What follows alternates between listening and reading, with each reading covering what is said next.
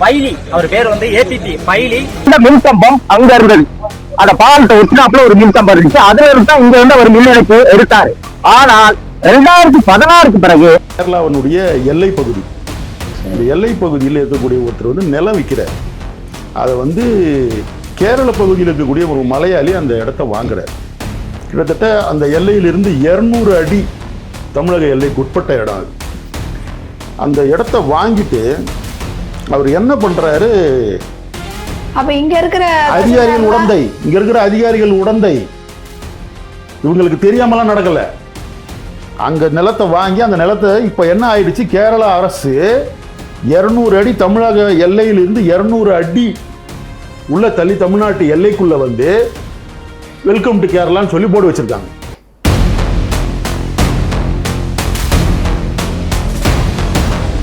ஏற்கனவே தமிழ்நாட்டுக்குள் கேரளாவில் இருக்கக்கூடிய மருத்துவ கழிவுகளை கொண்டு வந்து கொட்டினார்கள்.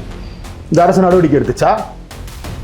முல்லை பெரியாறு அணையில ஒரு மரத்தை கூட வெட்ட முடியாது, அந்த அளவுக்கு அவர்கள் பாதுகாப்பு ஏற்பாடுகளை செய்து வைத்திருக்கிறார்கள். ஆனால் தமிழ்நாட்டில் இருந்து லாரி லாரியா மலைகளை வெட்டி ஜல்லியாக்கி எல்லாத்தையும் கடத்திட்டு இருக்காங்க. மணல் கொள்ளையிலிருந்து எல்லாமே கேரளாவுக்கு போயிட்டு இருக்கு. அரசு அதிகாரிகளுடைய உடந்தையோடு தான் அரசு வேடிக்கை பார்த்துக்கிட்டு தானே இருக்கு. 1956ஆம் ஆண்டு மொழிவாரி மாநிலம் அமைக்கப்பட்ட பொழுது கர்நாடகாவில் இருக்கக்கூடிய குடகு மாவட்டம், அந்த குடகு மாவட்ட மக்கள், அந்த மக்களே போராடினார்கள். நாங்கள் பெரும்பான்மை இங்க இருக்கிறது வந்து தமிழர்கள் தான் இருக்கிறோம், அதனால வந்து எங்களை தமிழ்நாட்டோட இணைச்சு விடுங்க, கர்நாடகாவோட இணைக்காதீங்க என்று அந்த மக்களே போராடினார்கள். ஆனால் அன்றைக்கு இருந்த காங்கிரஸ் அரசும் திராவிட கட்சிகளும் அதை ஒரு பிரச்சனையாகவே கருதலை, விட்டுட்டாங்க. இன்றைக்கு காவிரி நீர் பிரச்சனை என்பது ஒரு மிகப்பெரிய சிக்கலாக இன்றைக்கு வரை நீடித்துக் கொண்டே இருக்கிறது. அது போல நாளைக்கு இந்த பகுதியில் நீலகிரி மாவட்டத்தை விட்டுட்டா அந்த நீலகிரி மாவட்டமே போயிடும். நீலகிரி மாவட்டத்தையே கேரளா ஆக்கிரமித்துக் கொள்ளும்.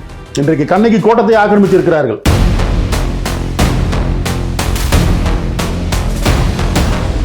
டிஜிட்டல் சர்வே என்று சொல்லி மேற்கு தொடர்ச்சி மலையில, தமிழ்நாட்டில் இருக்கக்கூடிய அந்த மேற்கு தொடர்ச்சி மலையில கேரளாவினுடைய எல்லைக்கல்ல வந்து நட்டுட்டு போறோம். தமிழக மக்களுக்கு நாங்கள் வைக்கிற கோரிக்கை என்னவென்றால், தயவு செய்து உங்களுடைய நிலங்களை, அது விவசாய நிலங்களாக இருக்கட்டும் அல்லது வீடாக இருக்கட்டும், எதுவாக இருந்தாலும் சரி, தயவு செய்து தமிழர் அல்லாதவர்களுக்கு யாருக்கும் உங்கள் நிலங்களை விற்காதீர்கள். உங்கள் நிலங்களை தமிழர் அல்லாதவர்களுக்கு விற்காதீர்கள். அப்படி இடத்த வாங்கி வாங்கி வாங்கி ஒரு நாடே உருவாகி இருக்கு வரலாற்றுல. ஒரு இடத்த வித்ததுனால என்ன ஆகி போச்சு, எல்லையே தள்ளி வந்துட்டான். இதுவே உன் சொந்த இடமா இருந்தா ஒரு அடி வேலையை தள்ளி போட்டா வெட்டுக்குத்து நடக்காது. மார்ஷல் நேசமணி நாடார் செத்து போயிட்டாரு, மாப்போசி செத்து போயிட்டாரு, மங்களங்களார் செத்து போயிட்டாரு, விநாயகர் செத்து போயிட்டாரு, தட்டி கேட்க ஆள் இல்ல அப்படின்னு கேரள அரசு நினைக்கிறது போல. மோகன்தாஸ் போன்ற இன்றைக்கு கைது செய்யப்பட்டிருக்கிற நாம் தமிழர் கட்சி தொண்டர்களை போன்ற 1000 கணக்கான தமிழ் தேசியர்கள், தமிழ் உணர்வாளர்கள் இந்த மண்ணில் மார்ஷல் நேசமணி நாடாருடைய ஜீன்களாக, மாப்போசியினுடைய மரபணுக்களாக இன்றைக்கும் நாங்கள் இருக்கிறோம்.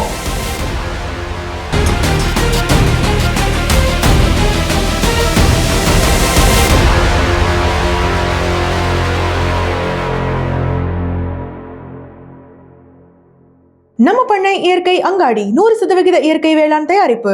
தொடர்புக்கு 87 54 44 92 99. உலகில் எங்கு பிறப்பினும் தமிழ் கற்கலாம், கற்பிக்கலாம். Learn and teach Tamil from worldwide. avayarpaadasali.org. TN media நேயர்களுக்கு வணக்கம். இன்று நம்மோடு தமிழர் குடியரசுக் கட்சி தலைவர் திரு தமிழ்மணி ஆசார் இணைந்துள்ளார். அவரோடு பேசுவோம். வணக்கம் ஐயா. வணக்கம் ஐயா, இப்போ கடந்த 2 நாளாக பார்த்தீங்கன்னா நீலகிரி மாவட்டத்தில் நாம் தமிழர் கட்சியினர் ஒரு போராட்டம் பண்ணிட்டு இருக்காங்க.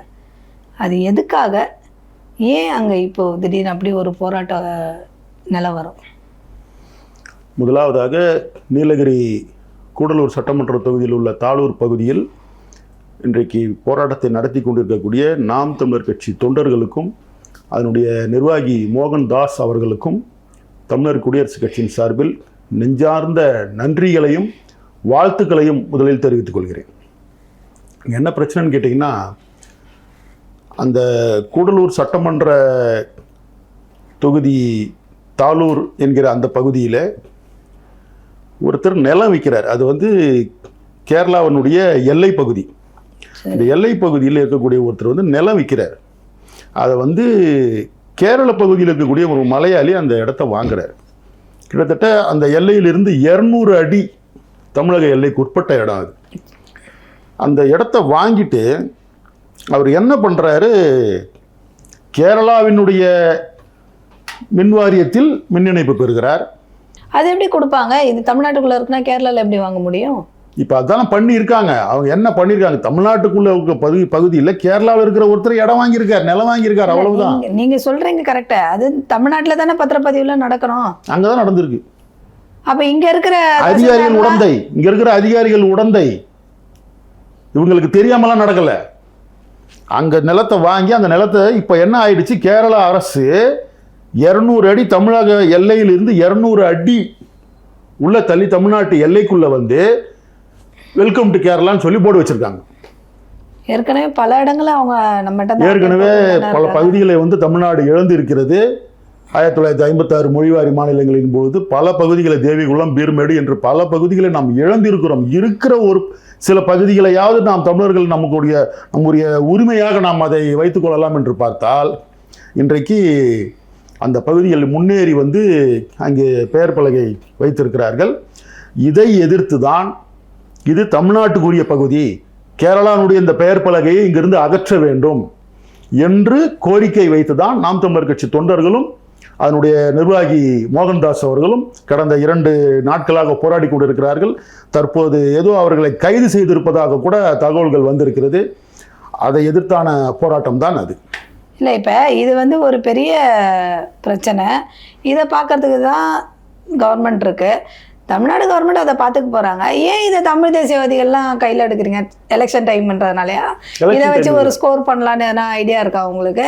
அப்படி இல்லை. அதாவது அரசு அதிகாரிகள் இதுவரைக்கும் இது மாதிரியான பிரச்சனைகளில் எதிலையும் தலையிடவே இல்லையே. எனவே தான் தமிழ் தேசியவாதிகள், நாம் தமிழர் கட்சி அதில் தலையிட வேண்டிய அவசியம் வந்திருக்கிறது.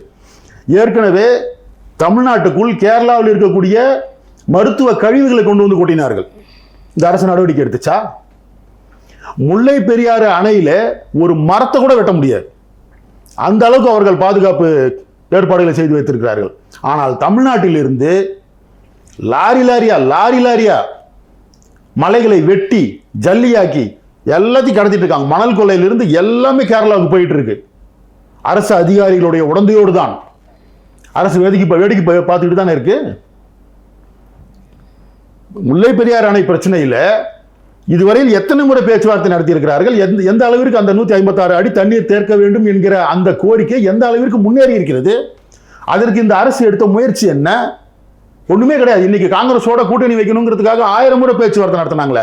கேரள அரசோட எத்தனை முறை பேச்சுவார்த்தை நடத்தி இருக்கிறார்கள்? முல்லை பெரியாறு பிரச்சனையை தீர்ப்பதற்காக என்ன நடவடிக்கை எடுத்திருக்கிறார்கள்? இவர்கள் இது மாதிரிலாம் நடவடிக்கை எடுக்கிறதா இருந்தா நாங்க போராட வேண்டிய அவசியம் இல்லையே. நாம் தமிழர் கட்சி போய் அங்க இன்னைக்கு போராட வேண்டிய அவசியம் இருந்திருக்காது. இவங்க நடவடிக்கை எடுக்கல, எனவே போராடுகிறார்கள். இல்லை, இப்போ கேரளா ஒன்றும் ஃபாரின் ஸ்டேட் இல்லையா, அண்டை மாநிலம் தானே. 2 கவர்மெண்ட் பேசினாலே அது சரியாயிடுமே, சமரசமாக முடிஞ்சிடுமே. இதை நீங்கள் எதுக்கு பெரிய இஷ்யூவாக கொண்டு போகிறீங்கன்னு நான் கேட்குறேன். அதுக்கு ஒரு முன்னுதாரணம் இருக்குது. இரண்டும் ஒரே இந்தியாவுக்குள்ள தான் இருக்குன்னு நீங்கள் கேட்க வரீங்க, அதானே சொல்கிறீங்க. அண்டை மாநிலம் தானே கேரளா, நமக்கு அண்டை மாநிலம் தான். அதாவது இதே பிரச்சனை தான் 1956ஆம் ஆண்டு மொழிவாரி மாநிலம் அமைக்கப்பட்ட பொழுது கர்நாடகாவில் இருக்கக்கூடிய குடகு மாவட்டம், அந்த குடகு மாவட்ட மக்கள், அந்த மக்களே போராடினார்கள்.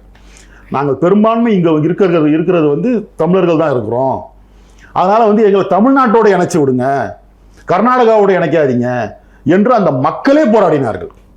ஆனால் அன்றைக்கு இருந்த காங்கிரஸ் அரசும் திராவிட கட்சிகளும் அதை ஒரு பிரச்சனையாகவே கருதலை, விட்டுட்டாங்க. இன்றைக்கு காவிரி நீர் பிரச்சனை என்பது ஒரு மிகப்பெரிய சிக்கலாக இன்றைக்கு வரை நீடித்து கொண்டே இருக்கிறது. அதுபோல நாளைக்கு இந்த பகுதியில் நீலகிரி மாவட்டத்தை விட்டுட்டா அந்த நீலகிரி மாவட்டமே போயிடும். நீலகிரி மாவட்டத்தையே கேரளா ஆக்கிரமித்துக் கொள்ளும். இன்றைக்கு கண்ணகி கோட்டத்தை ஆக்கிரமித்து இருக்கிறார்கள். இந்த அரசு என்ன நடவடிக்கை எடுத்தது?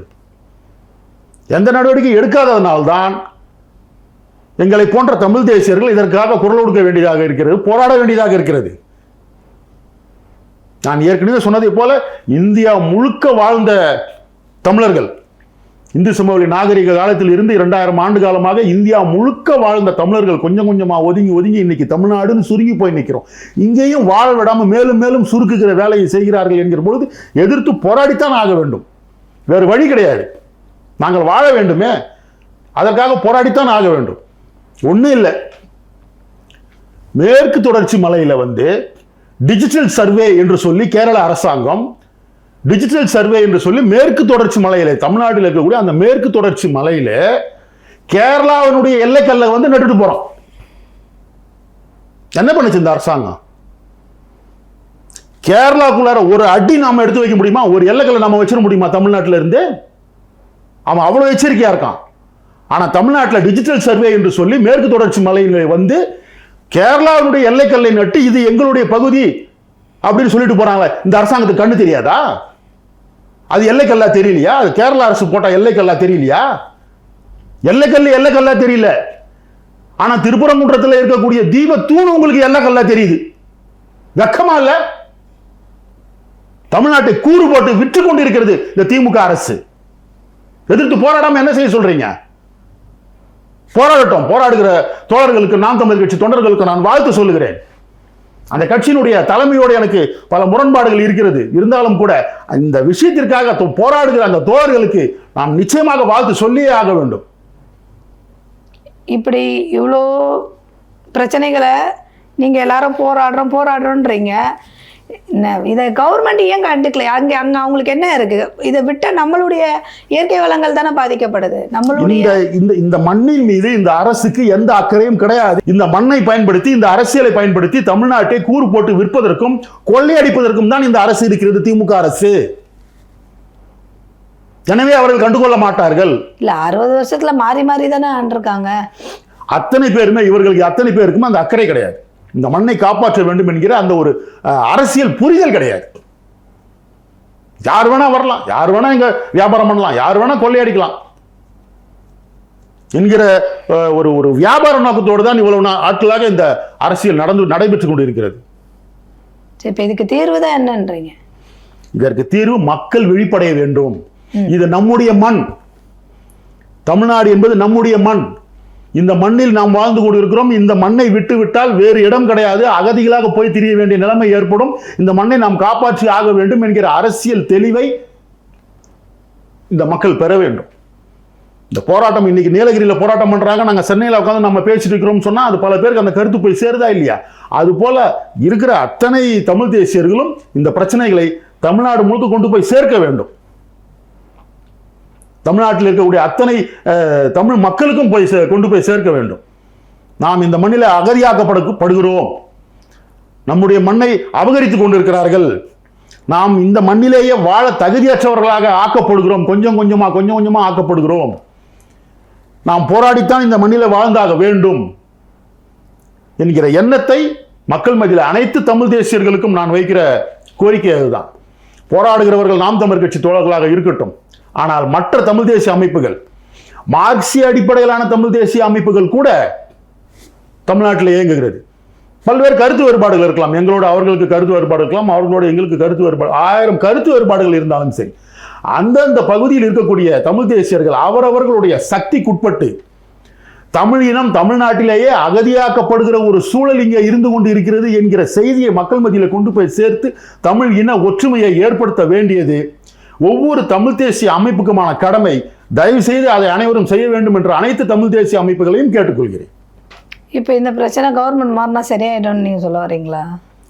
கவர்மெண்ட் மாறினா சரியாகும் சரியாகலைங்கிறது இல்லை. அதாவது இந்த உணர்வை மக்கள் மத்தியில் கொண்டு போய் சேர்க்கணும். தமிழ்நாட்டு மக்கள் இதை தொட்டா, இந்த மண்ணை தொட்டால், இந்த மண்ணின் கனி வளங்களை தொட்டால் இந்த மக்கள் சும்மா இருக்க மாட்டாங்க, தமிழ் தேசியர்கள் சும்மா இருக்க மாட்டாங்கன்ற அச்சம் இந்த அரசு, எந்த அரசாக, அதிமுக அரசு வந்தாலும் சரி, மீண்டும் திமுக அரசாகவே வந்தாலும் சரி, எந்த அரசு உட்கார்ந்தாலும் இனி இந்த மக்கள் சும்மா இருக்க மாட்டார்கள்.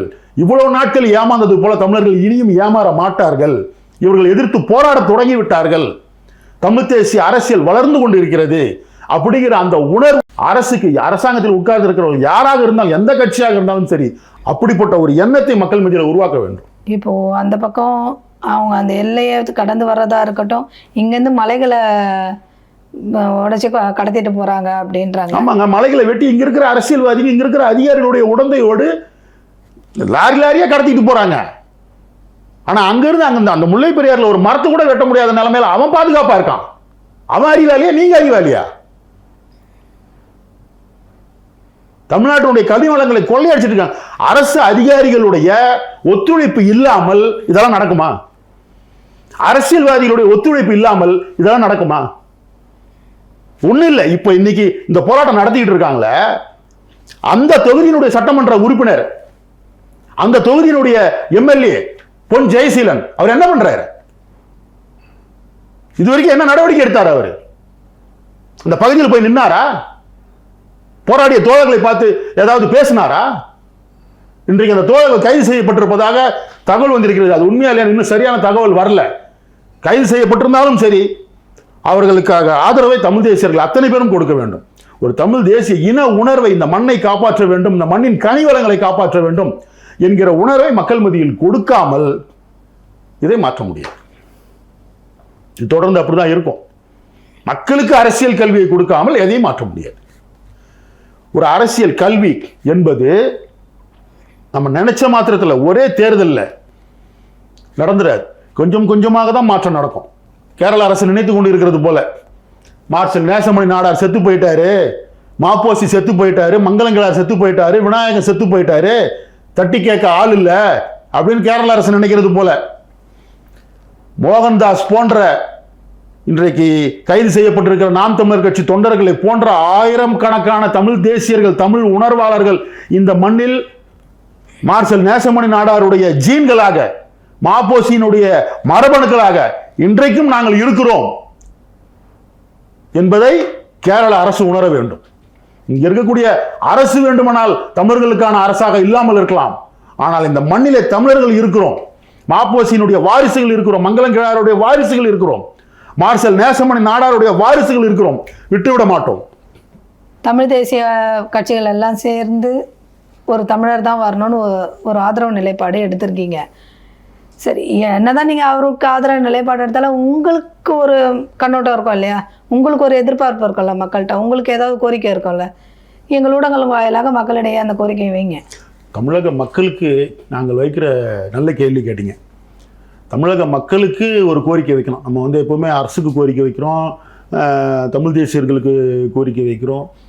தமிழக மக்களுக்கு நாங்கள் வைக்கிற கோரிக்கை என்னவென்றால், தயவு செய்து உங்களுடைய நிலங்களை, அது விவசாய நிலங்களாக இருக்கட்டும் அல்லது வீடாக இருக்கட்டும், எதுவாக இருந்தாலும் சரி, தயவு செய்து தமிழர்கள், தமிழர் அல்லாதவர்களுக்கு யாருக்கும் உங்கள் நிலங்களை விற்காதீர்கள். உங்கள் நிலங்களை தமிழர் அல்லாதவர்களுக்கு விற்காதீர்கள். அப்படி இடத்த வாங்கி வாங்கி வாங்கி ஒரு நாடே உருவாகி இருக்கு வரலாற்றில். அந்த மாதிரி நம்மளுடைய இடத்த பணம் கொடுத்து வாங்கி வாங்கி தமிழர்கள் எல்லாரும் 1 லட்ச ரூபாய் அதிகமாக கொடுத்தா போதும், அவனுக்கு கொடுத்துடலாம். ஒரு கேரளாக்காரன் வரான், ஒரு இந்திக்காரன் வரான், ஒரு மார்வாடி வரான். இன்னைக்கு சவுகார்பேட்டைன்னு ஒரு ஏரியாவே உருவாகி கிடக்குது சென்னையில். நான் அதை தான் கேட்க வந்தேன். ரொம்ப காலம் கடந்து இந்த கோரிக்கையை வைக்கிறீங்களே, எப்பயோ அவங்கெல்லாம் உட்காந்தாச்சு. இன்னைக்கு இந்த கேரளாவில் நடக்கிற இந்த பிரச்சனை, இந்த இடத்தை வித்ததுனால வந்த பிரச்சனை. அதனால தான் இந்த கோரிக்கையை மக்கள் மத்தியில் வைக்க வேண்டியதா இருக்கு. நான் இப்போ மக்களுக்கு நான் சொல்றது என்னன்னா, பாருங்க இப்படிலாம் நடக்குது. ஒரு இடத்தை வித்ததுனால என்ன ஆகி போச்சு? எல்லையே தள்ளி வந்துட்டான். இதுவே உன் சொந்த இடமா இருந்தா ஒரு அடி வேலையை தள்ளி போட்டா வெட்டுக்குத்து நடக்காது. ஒரு அடி வேலி தள்ளி போட்டா கூட வெட்டுக்குத்து, அண்ணன் தம்பிகளுக்குள்ளேயே வெட்டுக்குத்து நடக்குது. ஆனா இன்னைக்கு ஒரு மலையாளி 200 அடி உள்ள தள்ளி வரான்னா இடத்தை வித்ததுனால தானே. எனவேதான் நான் சொல்றேன், தமிழர்களுக்கு தயவு செய்து உங்கள் நிலங்களை தமிழர் அல்லாதவர்களுக்கு விற்காதீர்கள். உங்கள் பகுதியில் இருக்கக்கூடிய கனிவளங்களை காப்பாற்றுங்கள். உங்கள் பகுதியில் இருக்கக்கூடிய தமிழ் தேசிய இன உணர்வாளர்கள் யாராக இருந்தாலும் அவர்களோடு நின்று பயணியுங்கள். இதை ஒரு கோரிக்கையாக தமிழ் மக்களுக்கு நாங்கள் வைக்கிற கோரிக்கை இதுதான். நன்றி. நன்றி.